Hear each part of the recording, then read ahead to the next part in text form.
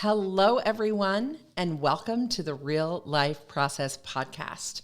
My name is Teresa McCloy, and I am thrilled to be back with you on this episode of the podcast. Today, we're going to talk about Fridays and what is your relationship with Fridays?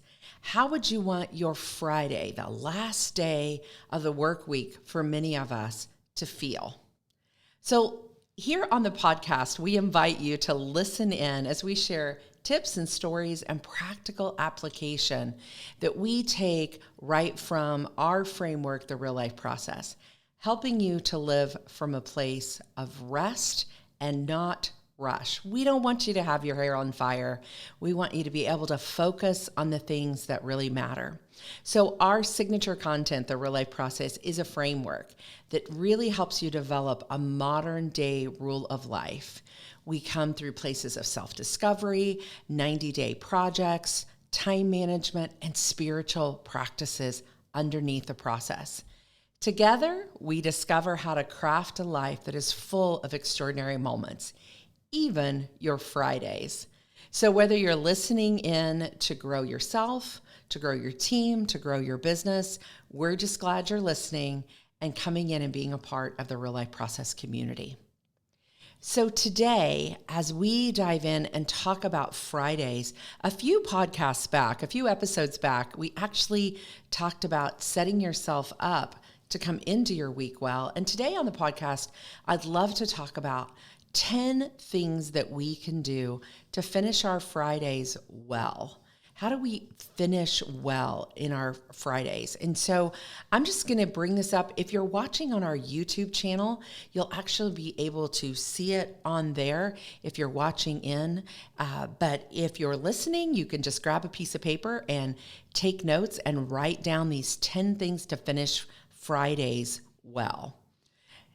For me, as my business has grown and as I've come into having a team, which many of you listening maybe have a team or that's something that's on your radar, some of these things have to do with even checking in with your team. So I'm just going to go through all 10 of these and think about how we can wrap up our Fridays well and feel really good about coming into the weekend. And in our framework, we talk about coming into that weekend from a place of rest and renew and review. That fourth component that we often talk about of real life living, that sustainability piece. But sometimes just wrapping things up well is going to be so helpful.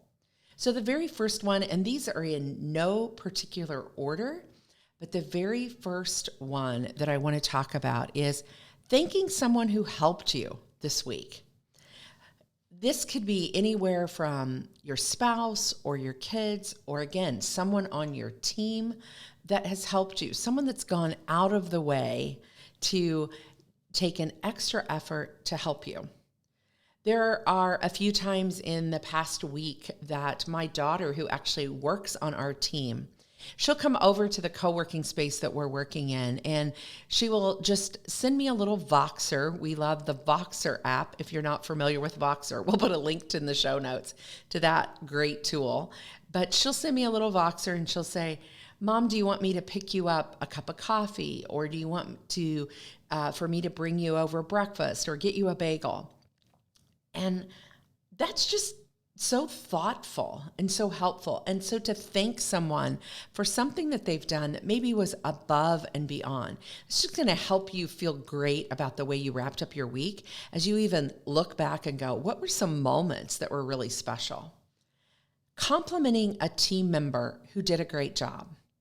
Maybe someone finished up something for you that was a big project and you just want to, again, for me, I'd probably send them a Voxer, but you want to send them a text or send them an email or send them a Voxer, whatever your form of communication is, but just let them know that you really appreciate that they went above and beyond and finished the project or completed the task or maybe took action on their own around something.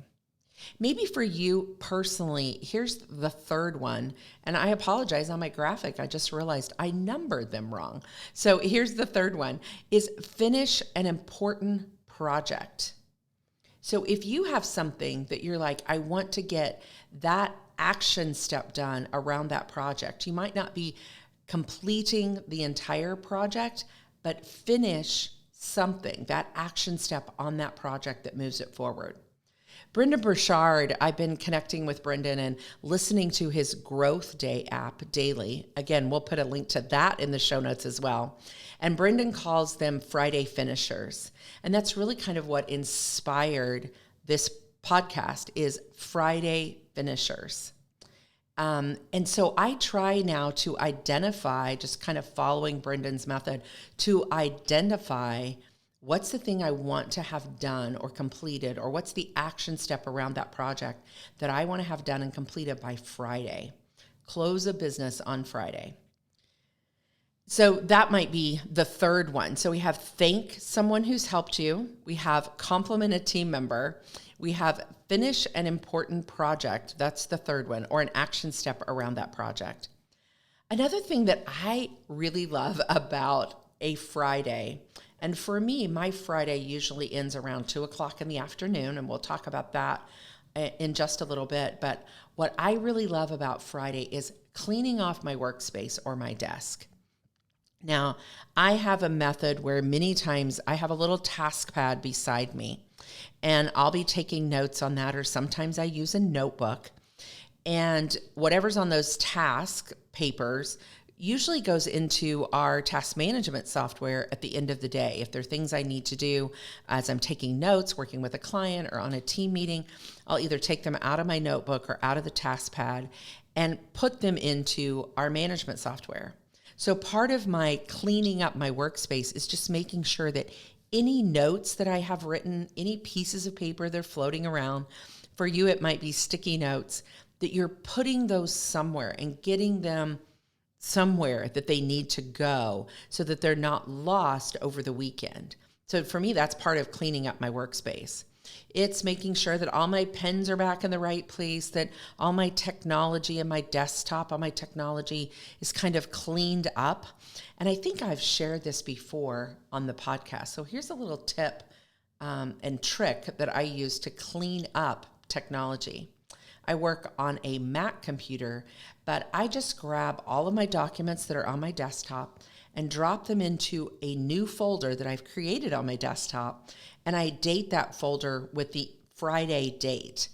And I drop all those things in there because once I put them in there, if they're PDFs, if they're Word docs, if they're images, if they're screenshots, then I can sort that folder by the kind. You just go up to sort and hit kind, and I can sort that folder by kind, and I can quickly go through all of those documents.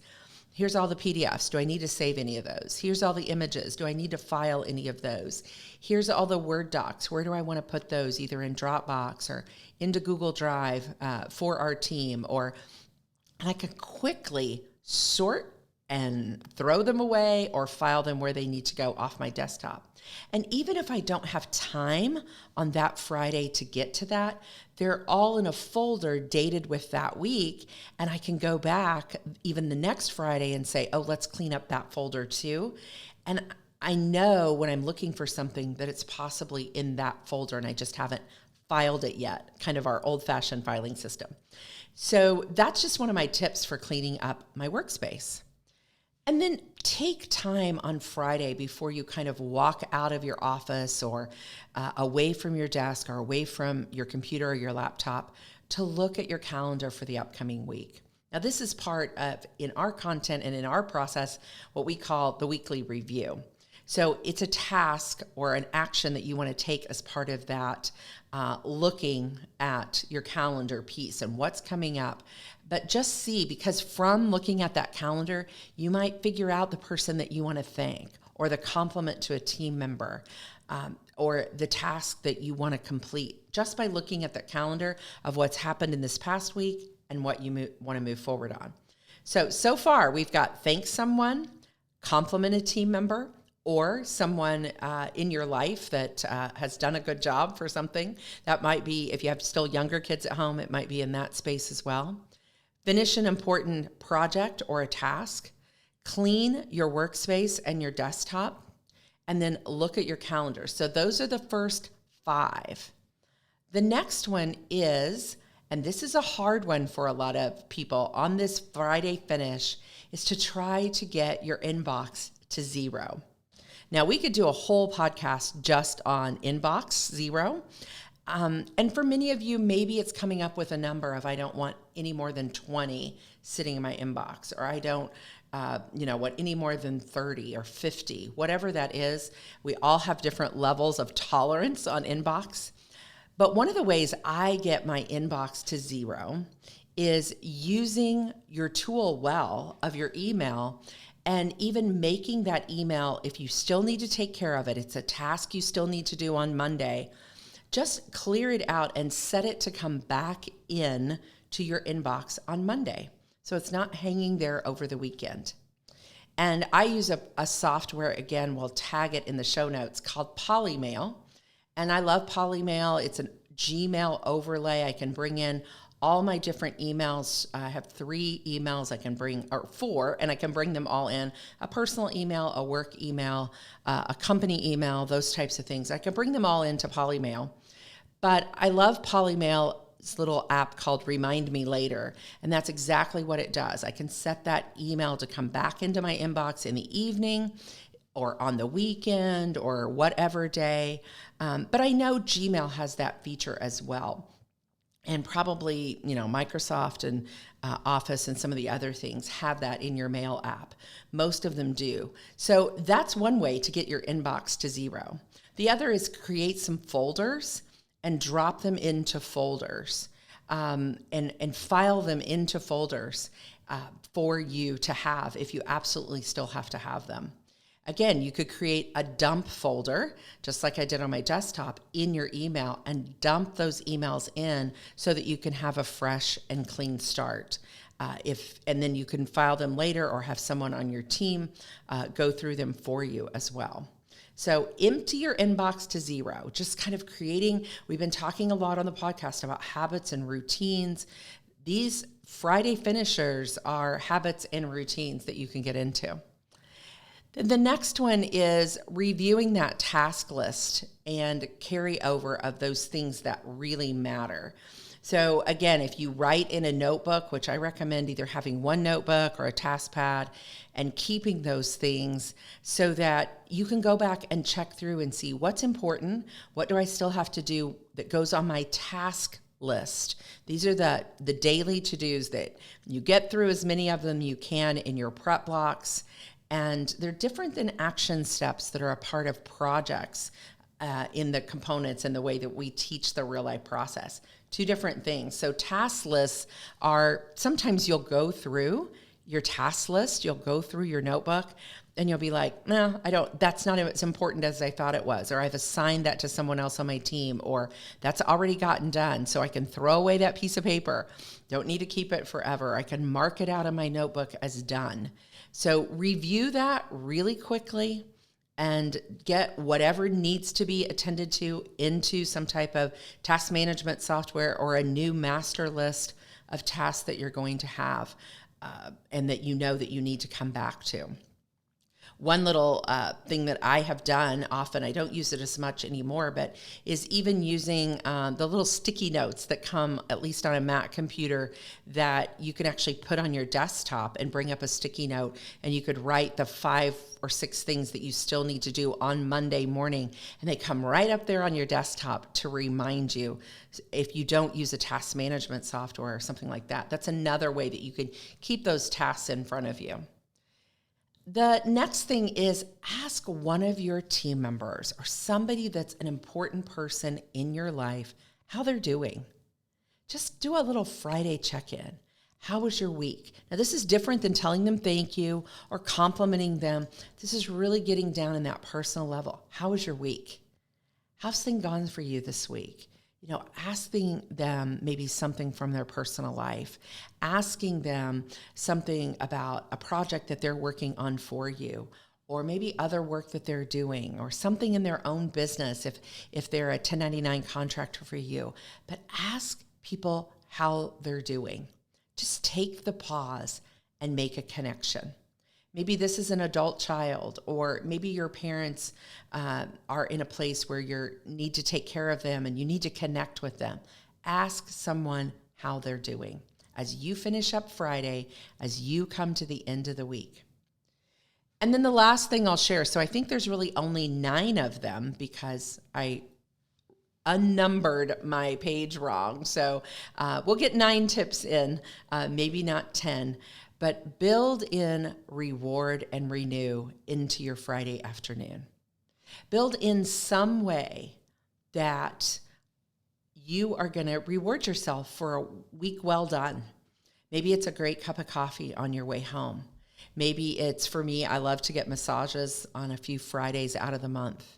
Some way that you're going to wrap up your week and you're going to celebrate the week.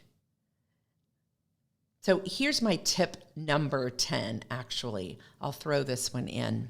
It's not on the YouTube channel, but you can hear it audibly, is pause in a way to be grateful.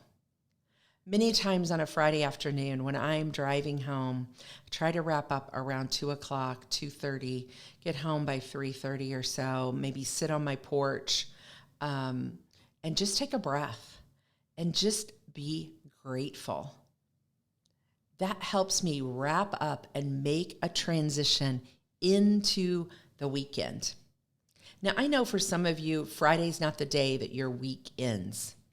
So transfer it to whatever day that you call your Friday, or whatever day you would, in your mind, say, this wraps up my work for the week. I do believe, as a believer, as someone of faith, that God calls us to do good work. The scripture talks about working, but it also talks about rest and being grateful to make that transition. And as you see on this list, many of these things are about other people, thanking someone, complimenting someone, asking someone how they're doing. 3 or 4 things are about connection with other people. So as we sometimes build through the week and things speed up, we want to come to a place where we can slow it down. We can get back into a place of rest and not head into our weekend in a rush. So I hope that there's something out of these 10 tips, these 10 things to finish your Fridays well, that you take away. We've got some technical things that you can lean into. We've got some connection pieces that you can lean into. We've got some things for yourself. But pick out a couple of these and say, I want to implement these into my Friday finish. Or you can print out the whole entire list. You can take a screenshot and just begin to practice these things of finishing Friday well. The ebb and flow of our weeks matters. What we decide to give attention to and intention to matters. So thanks so much for being with us today on the podcast. We love sharing with you just the practical, everyday things of life that matter. And so our signature content is a framework. You've heard us talk about that. And if you'd like to know more about that content, you can just head on over to thereallifeprocess.com and just engage with us there. Download our free needs and values assessment. If you've never looked at your needs and your values, we encourage you to do that. It's a great jumping off place to get connected with how you're wired and how you're uniquely different. So we encourage you to head over there and connect with us there. That will get you on our email list as well, so that you'll get our weekly email that comes out on Thursdays. You can also connect with us at the Real Life Process community on our Facebook page. And so go to the Real Life Process community. You'll find us there. You'll find our Facebook page. You'll find our free community where you can come into that private group. Our book is launching in November, and we're super excited about that. We want to make sure that we're connected with you and to you so that you can be a part of the book coming out and the launch that we will doing there, and taking advantage even of all the things that we'll have for you as one of our listeners as we launch the book. So make sure you subscribe to the podcast so you don't miss an episode. Go out to the YouTube channel, subscribe there as well. We've had a lot of people that are starting to find the YouTube channel and really enjoying that method of delivery as well. So check us out over on that platform as well so you don't miss an episode. And remember that every ordinary day has an extraordinary moment.